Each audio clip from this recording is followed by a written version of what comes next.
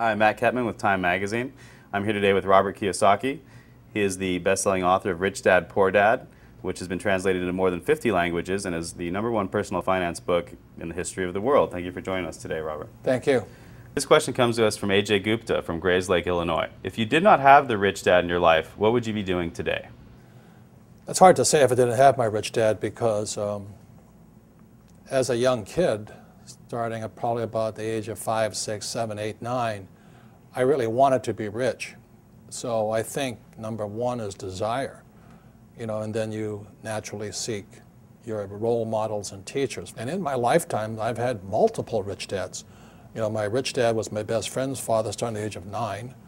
And then today, I still seek mentors and wise men and wise women because that's how you get wiser, is by hanging out with smart people. And this one comes to us from Lagos, Nigeria.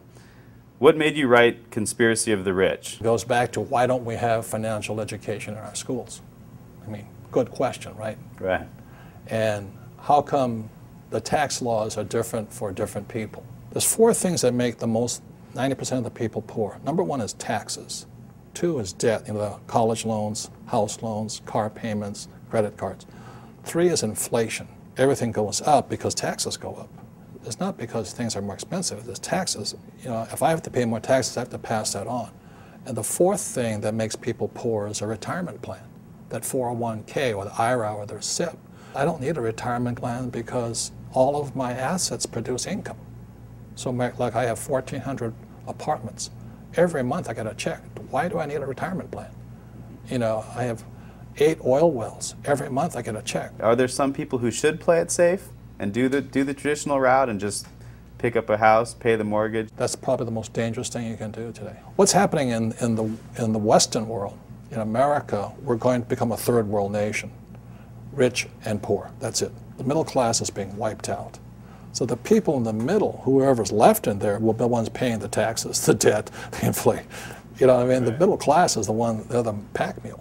Is there any way a government can help this, or is it really based on the individual to come up? You have to decide which side of the fence you're on, rich or poor. Yeah. Make up your mind. Yeah. Make up your mind. I made up my mind. It's rich dad, poor dad. I want to listen to my old man, PhD. The government will take care of me. You save your money. And as you're saving your money, the Federal Reserve is printing trillions of dollars. I mean, how stupid can you be? And invest your money for the long term in a well-diversified portfolio of mutual funds, send it straight to Wall Street so that they can pay their brokers $10 million a year bonuses. I mean, how stupid does a person have to be? I mean, wake up. Do they teach you that in college-level economics or no? Hell no. Are you kidding me? Absolutely not. By design. If you read Conspiracy of the Rich, 1903, John D. Rockefeller took over the financial education system by creating the General Education Board. And since then, the rich have controlled what is taught at schools. This question comes to us from Tokyo.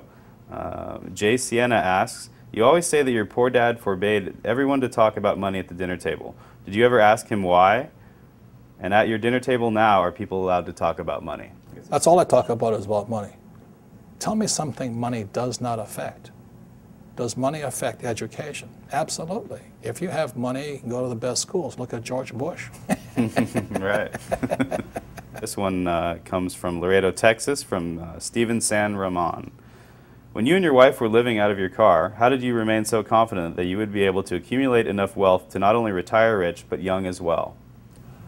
Well, confidence comes from discipline and training. I think one of the best things that happened for me was I kept flunking out of school.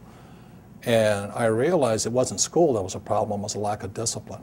And so that's one of the reasons that I went to military school. The military trains you that there's 4 strengths. There's mental strength, emotional strength, physical strength, and spiritual strength. So that's what kind of kept me going. Is there a time to bail out on a project, though? I mean, when... I don't that's not in my vocabulary. Yeah. Look, I have an unfair advantage, I went to war. And at war, I'm alive because other guys died for me. When you see stuff like that, how can I quit? Most guys are just wimps, pussies, cowards. They don't have it. So they should get a job. Muhammad Zafar asks, is it possible for a person with no money and few resources to still make a fortune? How? Get off your butt. You have to get smart. You have to look for teachers. I mean, it's pretty obvious. Like I said, you know, if you want to be a mechanic, you go hang out with mechanics.